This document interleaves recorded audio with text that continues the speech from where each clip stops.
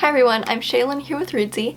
Today we're going to be talking about one of the most common pieces of writing advice out there ever, maybe the most common piece of writing advice, and that is show, don't tell. Even though this is one of the most common pieces of writing advice that you will ever hear, it's not necessarily one of the easiest to understand or implement just on its own. So today we're going to be taking a look at what that actually means and how to do it. So the reason we want to show is because it creates much more immersive writing. Showing is the use of details, actions, and images to show us what's going on through description rather than just explaining it to us or telling it to us. Chekhov pretty famously said on the topic, "Don't tell me the moon is shining, show me the glint of light on broken glass." So first of all, let's take a look at some examples. So here is some telling. Sarah was terrified of spiders. Whenever she saw one, she wanted to scream. It gets the point across, we know what's going on. She's scared of spiders, but let's take a look at what this might look like through showing. As the spider crawled down from the ceiling, Sarah pressed her back against the far wall. Even though it was across the room, her skin scuttled as if its legs were scrambling all over her.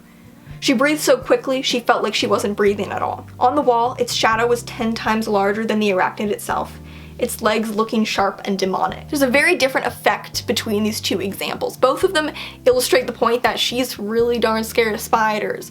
But the second is a lot more visceral. We actually see what that looks like for her rather than just being told that she's scared of spiders, and it's described to us. We actually get the feelings associated with it. With the showing, we're immersed in her fear and we can actually see how it manifests. And also because we're shown what this looks like, it's a lot more convincing. Whereas the telling has a very different effect. It's very straightforward and factual. There's not much emotional effect there. Because of this, showing can also make characters feel much more real, developed, and relatable, since we're actually shown their experience rather than just being given a list of traits. So for example, if we were just told that Sarah was funny, we wouldn't necessarily buy that she was funny, but if we can actually see her in the scenes and in the narratives making jokes and saying funny things, then we're actually shown and therefore convinced that she's a funny person. So at the end of the video, we're going to talk about when to tell and when that might be useful for you, but before that, we're going to talk about how to show, since it is the technique you want to lean on most of the time. So I'm going to cover 6 different techniques that you can use for better showing. Number 1, use strong details. If you wanted to show that a character was kind of outdoorsy,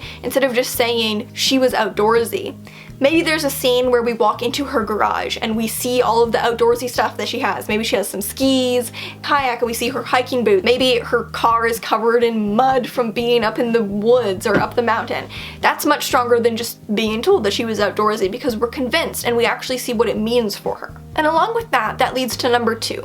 Create the setting. If you want to show a setting that is spooky and eerie, in order to convey that tone instead of saying it's spooky and eerie, you might describe the fog and the cobwebs and the crows shrieking in the distance and lots of really weird, eerie, creepy things, and you never need to say it was eerie. And you can also use this to show a character's impressions of a place, which is also something you want to show rather than tell when possible. If a character grew up in a small town and they've just arrived in a big city for the first time and they feel really claustrophobic and nervous, you might describe, the mass of people feeling like it's crushing them. Point number 3 is use your dialogue. Dialogue is a way that you can show a character's traits rather than telling through their interactions with other characters. Dialogue is also really useful for showing us the state of a character's relationship. Let's say you have a character who's arrogant and rude. Someone might ask them for a super small, tiny, easy to do favor, and they might reply in a way that's completely unreasonable and they throw a fit and they make it all about them or something like that. That's again stronger than having a line in the narrative that just says that this character is arrogant and rude and unreasonable. Or let's say you have one character who's really intimidated by another character within their relationship.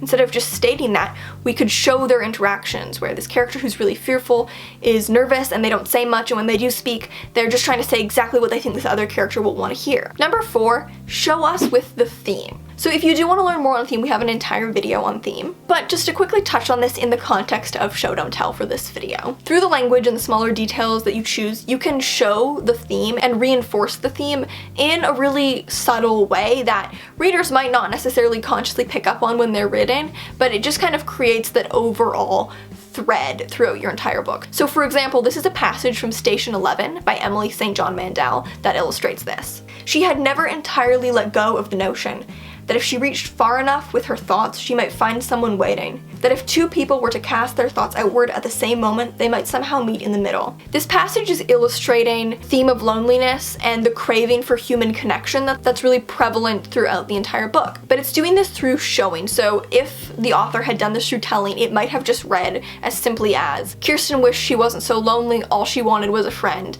That's quite overt, it's quite obvious, it's telling us exactly what her thoughts are. But here, it was shown in a way that's a lot more interesting to read. Number 5, be careful with your figurative language. So we do have an entire video on descriptions as well as one on purple prose if you're struggling to strike that balance. But to touch on it here, because oftentimes showing does lead to using more rich and detailed language, which is great, but you want to make sure that you don't lose hold of that it doesn't get too far and it doesn't get too tangled or too dense. You know, you want to choose rich details and you choose your details wisely, but don't let it get too convoluted. Sometimes when people are too obsessed with showing, they try to show things that are already shown. So for example, instead of saying he got into the car, people kind of describe what a car is instead of just saying that it's a car. He got into the car. That doesn't need to be shown in a more elaborate way. And a lot of people can fall into the trap where they take it to the next level where they don't even want to use nouns and they want to show an object instead of telling us that the object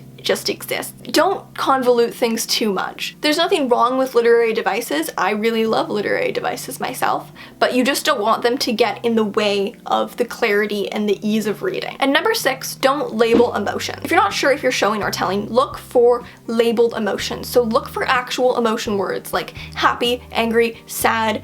If you see the sentence, he was sad, then that would be an example of telling because you've actually used the emotion. This is kind of an indicator that you're probably telling rather than describing the emotion. And sometimes you end up kind of doing both. People will say things like his sadness was like this, and they kind of describe sadness but still use the emotion word. So you really want to avoid those emotion words and just try to ask yourself what that emotion feels like and what it looks like for the character rather than using the emotion. Now finally, let's talk about when to tell, because this is also important. You're not going to be able to write an entire novel with zero telling. Telling is also an important tool if used correctly. You can kind of think of it as a narrative shortcut. It's much less rich, but it gets to the point much faster. And sometimes for that reason it's necessary. Sometimes you want to tell something because the detail's just not worth the long description, or because it's more factual than immersive. A character's height, for example. We can just say, you know, he was tall, rather than trying to show that by showing him, I don't know, bump his head into doorways or something. Sometimes it's okay to just tell something if it's just not a very immersive detail and it's clearer to just use telling. Ultimately, you want to use more showing, but it doesn't mean that telling doesn't have a place in narrative, because it certainly does, and it's pretty much impossible to write a whole book without any kind of telling. So that's it for this video on Show Don't Tell. Thank you so much for watching. If you want to read more on this topic or see more examples, you can check out the blog post linked in the description. And remember to subscribe for new writing, editing, and publishing videos every Tuesday and Friday. Until next time.